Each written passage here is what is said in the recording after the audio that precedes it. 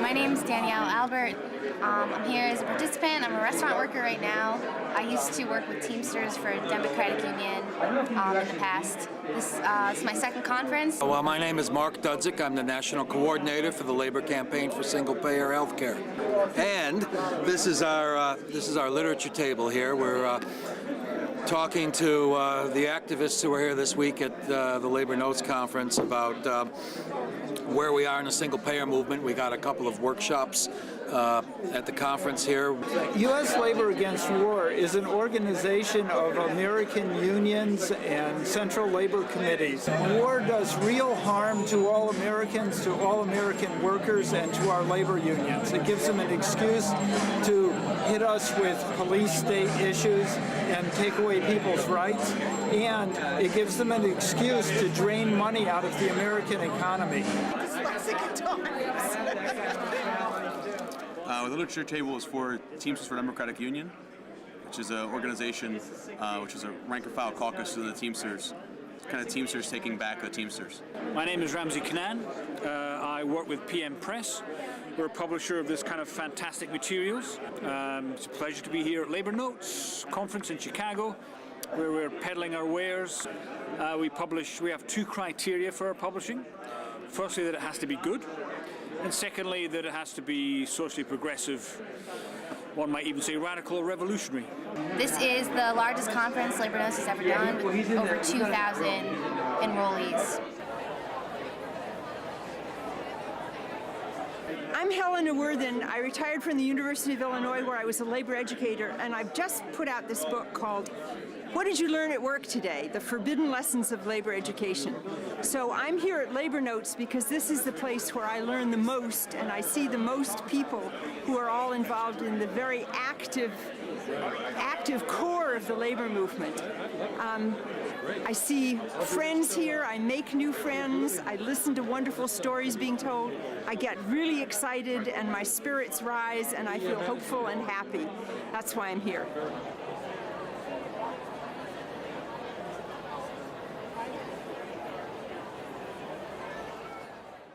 I want to thank you all for making the trek to Chicago, the center for all neoliberal craziness. We have a whole university just to study it and promulgate it on the other side of town, close to where I live. But what I want to tell you is it's such an honor to be asked to come welcome every single troublemaker from every union across the country. One of the founders of Labor Notes, a lifelong labor journalist, and now the Labor Notes editor. Where is she? There she is, Jane Slaughter.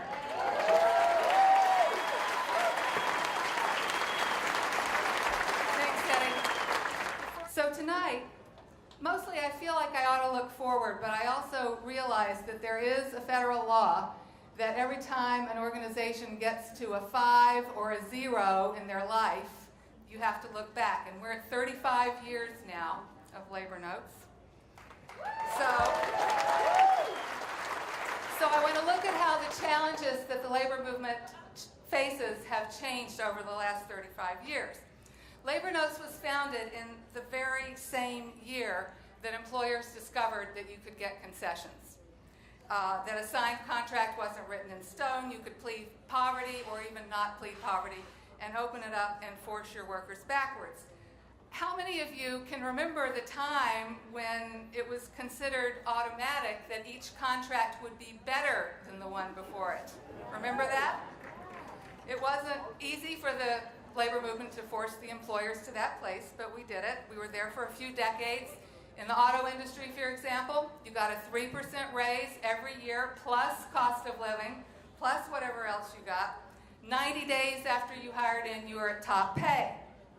Today, you could work 90 years in the auto industry and not get to top pay.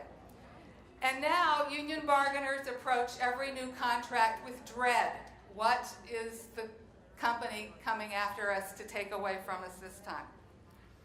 Brothers and sisters, with us tonight is Stephen Chan, a Hong Kong dock worker at the third busiest port in the world.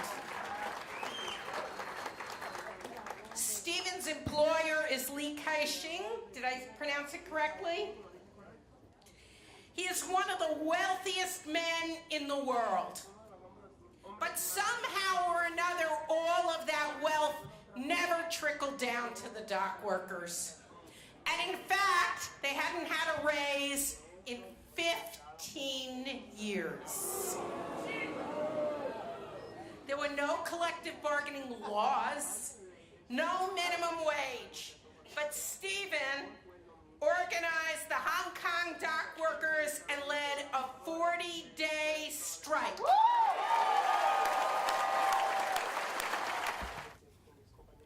This Hong Kong dockers strike involved about 500 people.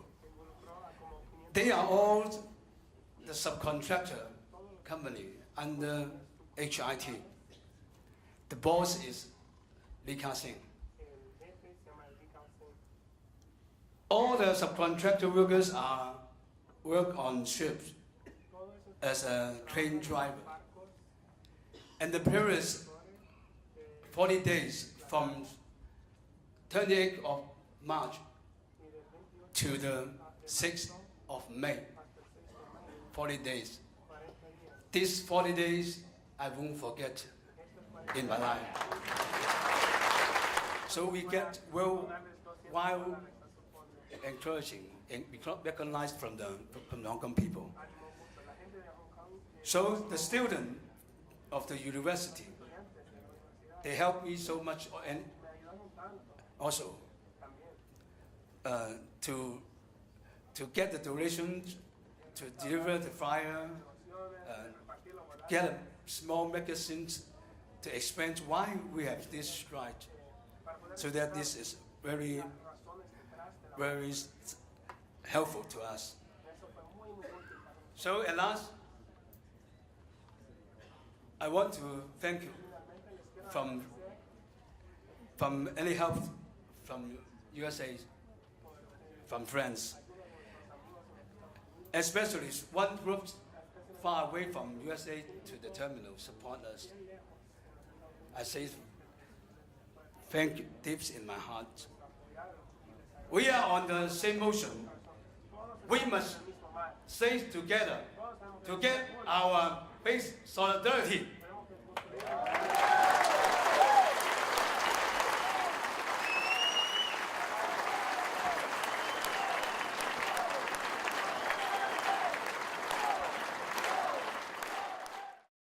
So our next speaker is the amazing Sylvester, President of Teamsters Local 804.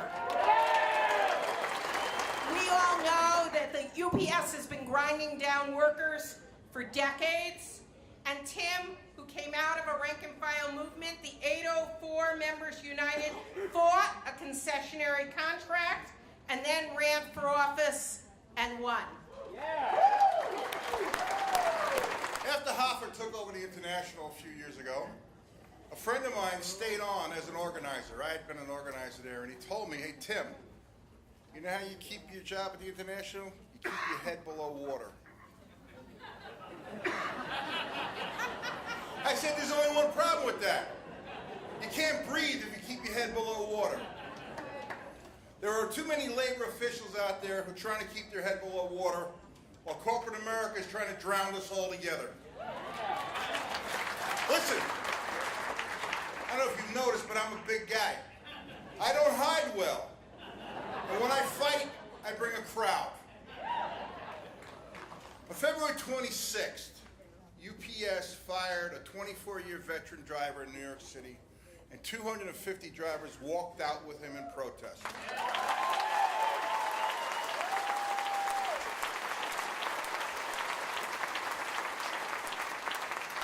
They walked out, they delivered their message to UPS, and then they walked back in and they delivered their packages. UPS fired every one of them. Most of them are still working, but they all have termination notices. Management says they're going to be fired as soon as they can get replacements for them. On Monday night, UPS chose 20 drivers, randomly chose 20 drivers out of 250 and fired them. Justice is blind. Justice is not random. These charges will not stand. Yesterday on the steps of the City Hall, we had the public advocate, who was the number 2 person in the city government.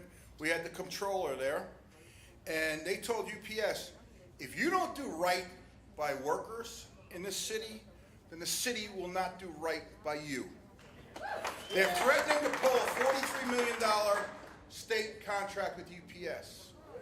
They're threatening UPS with doing away with their parking ticket deal. UPS generates millions and millions of dollars in tickets, and the city lets them pay about 10%, 5% just to get over with. So the controller said this will not end this way, and he's right. We'll continue to fight till every one of those 250 drivers are reinstated. When we fight to win. UPS makes over $4 billion a year. But at the bargaining table, the International Union gives the company concessions. Somebody tell me why that happens. UPS isn't the only company in the Teamsters, but it's the biggest, and we pay the most dues. When the IBT makes givebacks, they're sending a message to every employer. The concession stand at the Teamsters Union is open. Well, in Local 84, we decided to send a different message. The concession stand is now closed. The concession stand is closed. If you've been watching the fast food strikes from afar, now is your chance to see power up close. Jessica Davis worked for McDonald's for 4 years and made $8.88 an hour. And then she joined the Workers' Organizing Committee of Chicago, and last year struck for $15 and a union. As said, my name is Jessica Davis. I'm 25 years old and a single mother of 2 children. I am from Chicago, and I have been working for McDonald's for 4 years. When I first started working for McDonald's, that wasn't my plan to stay there for 4 years, as I was in the process of finishing my bachelor's degree in sociology. Thank you. But because of the lack of money and hours, I had to put my education on hold to make sure I can take care of my children. Why did I join the Fight for 15? Well, I joined the Fight for 15 because I was just tired. I was tired of the disrespect. I was tired of my 2-week paycheck being smaller than my utility bills and my rent. I was tired of relying on government assistance to keep afloat. I am tired of working for a multi-billion-dollar company and being forced to live in poverty. Thousands of fast food workers in Chicago and many more across the nation are standing up and saying enough is enough.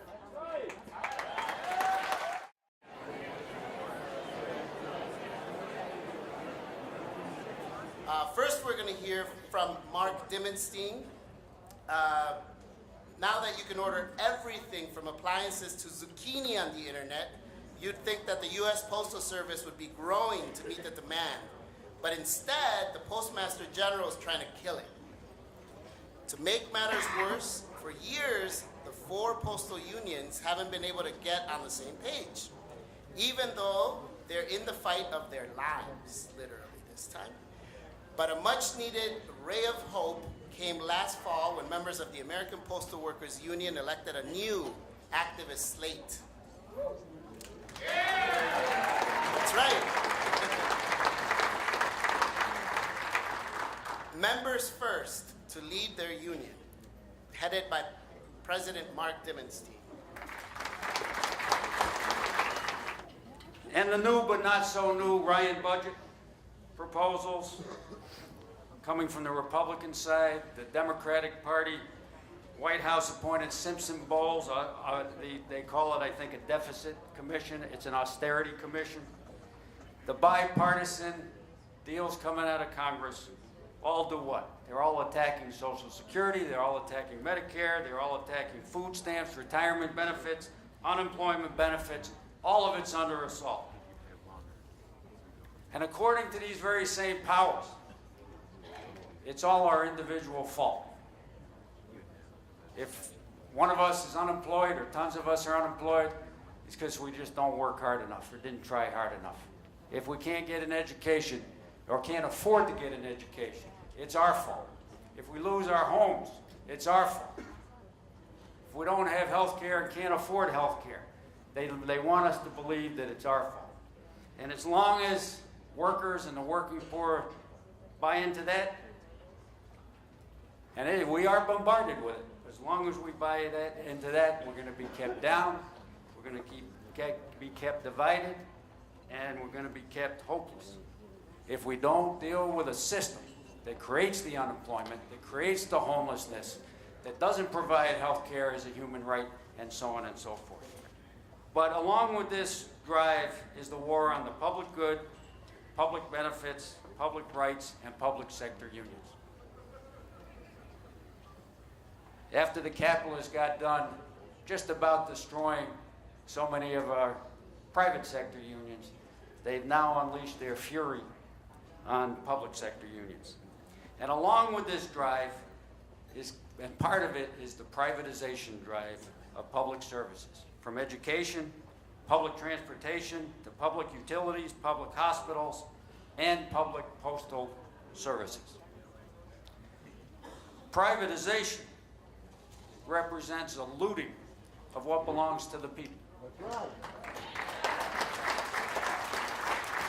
Privatization represents a transfer of wealth from decently paid union workers to the bosses and owners who thrive off non-union, non-living wage jobs. Postal jobs, unionized postal jobs, have been one of the few areas of true equal opportunity and equal pay for equal work. And that's part of what's under attack right now in the Postal Service. Privatization robs our communities of decent jobs and the positive impact decent jobs have in creating healthy communities. And privatization of postal services will never provide universal and uniform services, because the services will only be provided where a buck can be made. So the very essence of the postal system, to serve whoever we are, wherever we live, no matter our nationality, no matter where we work, no matter how old or young we are, no matter what color of skin we have. That's one of the beauties of the public postal service. And that's what we'll be losing with privatization. But since the people trust the post office, frontal privatization is not such an easy thing. First, you have to degrade it, undermine it, not have enough people working the windows, have the lines long, have parking where you can't deal with, close early, deliver mail late into the night, and people are going to be forced to look elsewhere. I compared it in our campaign to a lot of what's happened to public education in this country. Before you can destroy it and move in for the kill, you have to undermine it and degrade it. And it's been undermined by both representatives of the two corporate parties. We're functioning under a law, I won't bore you with much of it, from 2006 that forces the Postal Service to pre-fund retiree health care obligations 75 years out for workers that aren't even born yet. It's $5.5 billion a year being drained. It's being stolen out of the postal treasury into the federal treasury. And that law was passed by both parties. Neither of them have been willing to deal with that as well. And there's a new Senate bill called the Carper-Coburn bill that's come out, supposed to be postal reform. It's a Democratic Party bill coming out of a Democratic-controlled committee in a Democratic-controlled Senate. It would abolish 6-day delivery in short order. It will further delay mail, and it will drive customers more and more into the hands of private services. At the end of the day, we have to be looking at whether it's attack on the public sector, workers, the people of this country, private sector workers, and our unions. We have to be looking at how do we, as working folks, get the power we need to get the kind of decent lives that we and our families and our neighborhoods deserve. So I'll end you with this from Joe Hill. If we workers take an ocean, we can stop all speeding trains. Every ship upon the ocean, we can tie with mighty chains. Every wheel in the creation, every mine and every mill, fleets and armies of all nations will at our command stand still. Thank you, brothers and sisters. Carry on.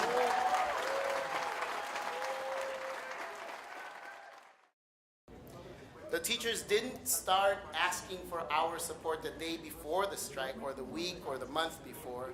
They'd formed deep relationships with parents and community members over a period of years by fighting side by side against school closures and for the resources students needed.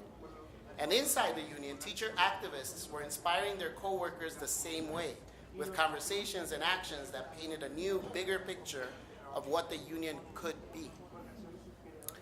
Kimberly Bowsky is one of those teacher activists.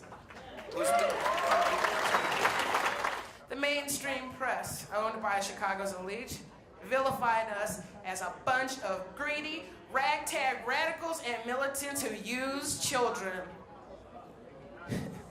So, this here greedy, ragtag bunch showed up in the streets by the thousands on May 23rd, 2012.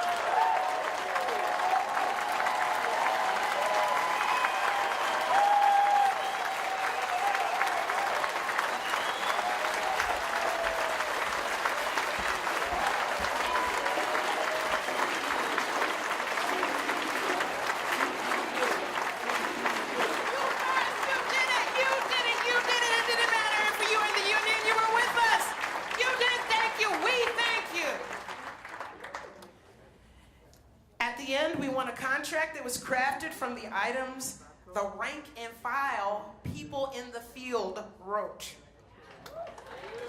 Now, no contract is perfect, but we won an appeals process for evaluation, private rooms for clinicians to provide services for children. That didn't have to be a guarantee. If some schools arranged that, that was fine, but that wasn't a guarantee. Now it is. An anti-bullying clause.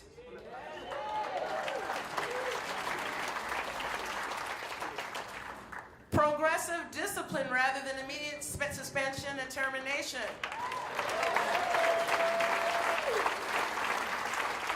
An allotment of money for special education teachers and the promise of hiring for art, music, library, drama teachers, and more.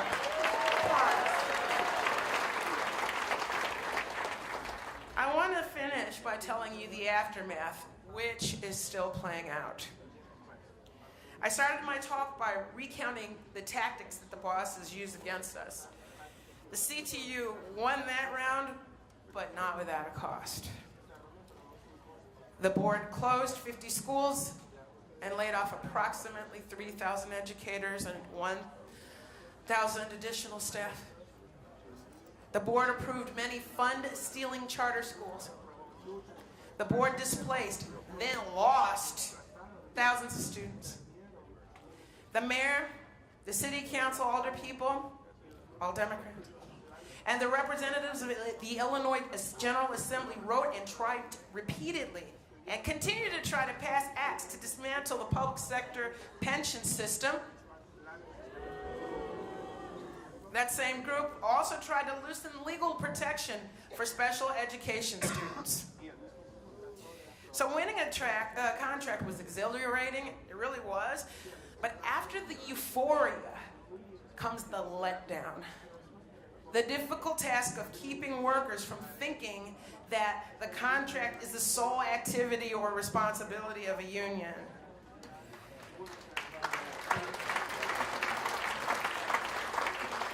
We still have thousands of members who followed us on the picket line, but resist rank and file engagement on social issues. This means we must fight harder to win our members to that type of thinking. However, we've kept up with our community outreach, and they have reached back for our hands. The bosses say, you make it or provide it, but they own it.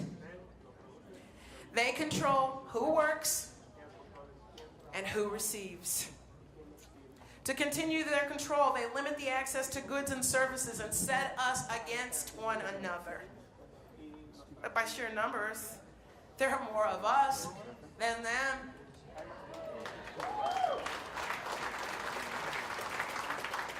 We members of the CTU see the benefits of social movement unionism, which keeps the focus on people and on improving conditions. My name is Kimberly Bowsky, your rank and file sister in the struggle.